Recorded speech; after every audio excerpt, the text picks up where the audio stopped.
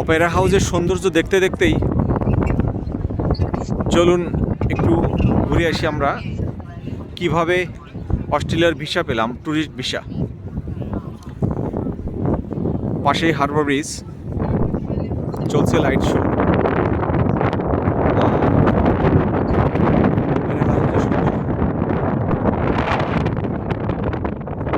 ইদানিং সব এজেন্সি থেকেই, নট অনলি সব, কিছু কিছু এজেন্সি খুব আশ্চর্যজনক অ্যাড দেয় যে 2-3টি দেশ ভ্রমণ থাকলেই পাসপোর্ট জমা ছাড়া আপনি অস্ট্রেলিয়ার ভিসা পাবেন।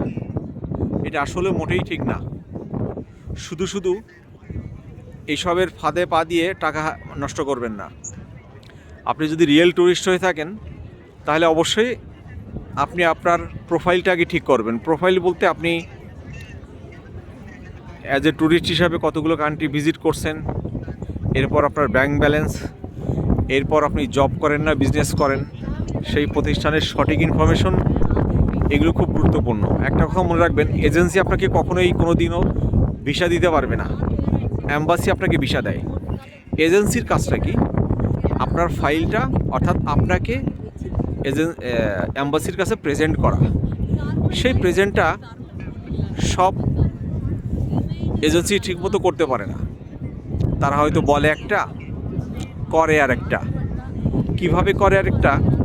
যে লোকটা হয়তো অ্যাড দিচ্ছে, কথা বলছে, সেই লোকটা শুধু কথাই বলছে, আর ফোন দেওয়ার পরে আপনি যে আপুটা রিসিভ করবে, ওই আপুটাই আপনার ফাইলটা প্রসেস করবে। আর ওই আপুটা নিশ্চয়ই আপনার সম্পর্কে আপনার থেকে বেশি কিছু জানে না, অবশ্যই জানে না। সে এমনভাবে ফাইলটা প্রসেস করবে যে ভুলে ভরা পুরো ফাইল, আপনাকে ফাইলটা দেখাবেও না, এটা আপনার আইটিনারি দেখাবে না আপনাকে। তারপর আপনার যেটা কভার লেটার, খুবই গুরুত্বপূর্ণ, অর্থাৎ কভার লেটারের উপর ডিপেন্ড করে আপনাকে ভিসা দেয় প্রায় 90%। সে কভার লেটারটা পর্যন্ত আপনাকে দেখাবে না। সে কভার লেটারে হয়তো বা দেখা যাচ্ছে আপনার নামের বানানো ভুল হইতে পারে, আপনার ইনফরমেশনটা সঠিকভাবে তুলে ধরেনি, আপনার আছে একটা, ও তুলে ধরছে আরেকটা, অর্থাৎ ভিসা আপনাকে কখনোই দেবে না। অর্থাৎ যে এজেন্সির ট্রান্সপারেন্সি আছে, অর্থাৎ আপনার ফাইলটা আপনাকে দিয়ে প্রসেস করাবে, প্রসেস বলতে আপনাকে দিয়ে একদম কনফার্ম করে নেবে যে আমি এটা প্রেজেন্ট করতে যাচ্ছি, ঠিক সে এজেন্সিতে কাজ করাবেন। আর আমি নর্মালি এজেন্সিতেই কাজ করিয়েছি, তো এদের সঙ্গে আমি বেশ কয়েকটা কাজ করছি পর্যন্ত।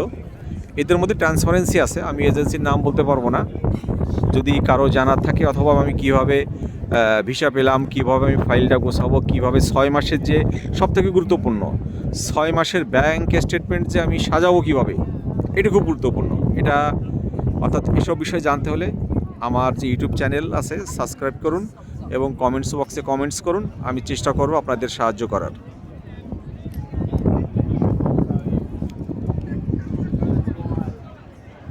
আমি আর একটু ঘুরিয়ে ঘুরিয়ে দেখানোর ব্যবস্থা করছি। 6 মাসের ব্যাংক স্টেটমেন্টটা খুবই গুরুত্বপূর্ণ।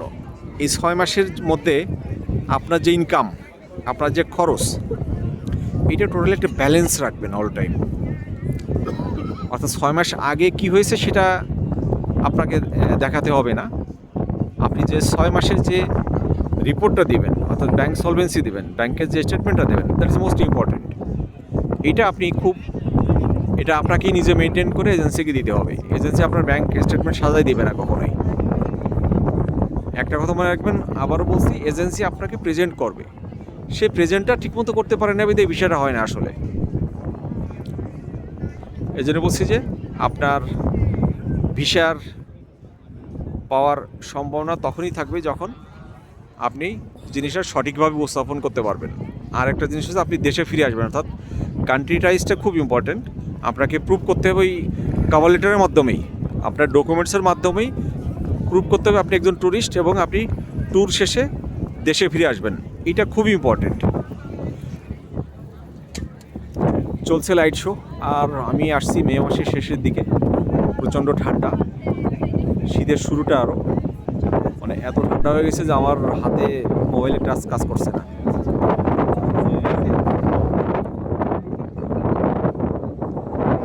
ধন্যবাদ আপনাদের সবাইকে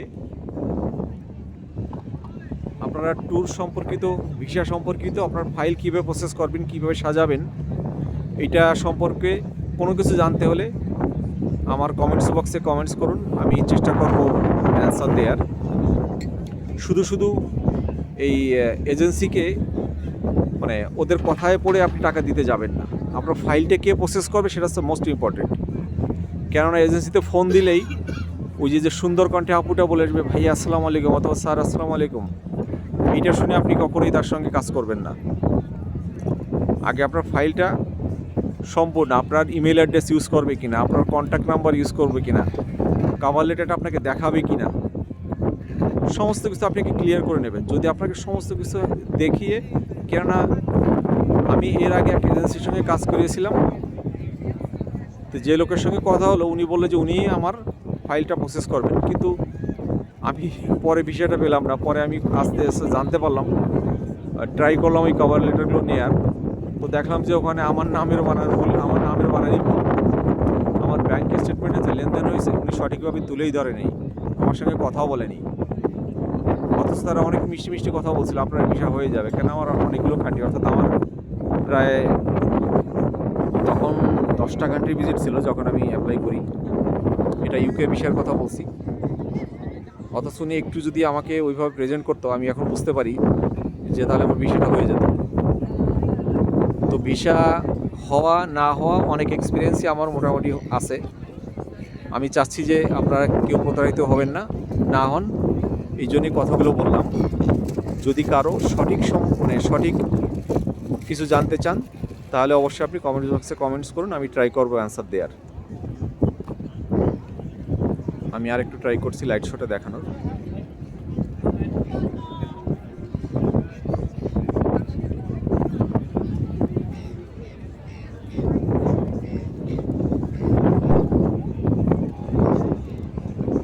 নাইস ভিউ।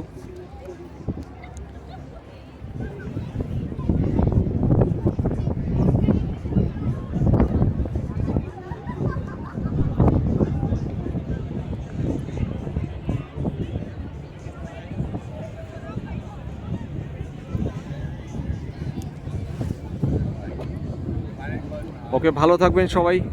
ধন্যবাদ। আমার চ্যানেলটি সাবস্ক্রাইব করুন এবং শেয়ার করুন ভিডিওটা, হয়তো কারো কাজে লাগতে পারে, কেউ উপকৃত হতে পারে। ধন্যবাদ সবাইকে।